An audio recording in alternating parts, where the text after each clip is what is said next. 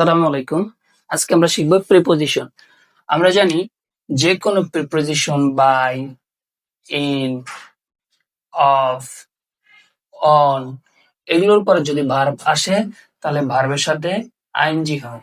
ভার্বের সাথে আইএনজি হয়। যে কোনো প্রিপোজিশনের পরে যদি ভার্ব আসে তাহলে ভার্বের সাথে আইএনজি হবে এক্সেপ্ট টু ব্যতীত। এক্সেপ্ট টু ব্যতীত, কারণ এই টুর পরে ভার্বের সবসময় ভি ওয়ান হয়ে থাকে। এই টুর পরে ভার্বের সবসময় ভি ওয়ান হয়ে থাকে। বাকি যত প্রিপোজিশন আছে এরপরে ভার্বের আইএনজি ফর্ম হয়। তবে যদি লেখা থাকে উইথ এ ভিউ টু, শুধু ভিউ টু,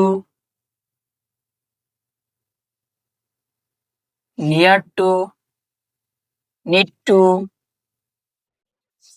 ও টু, এগুলোর পরে কিন্তু সবসময় ভার্বের আইএনজি ফর্ম হবে।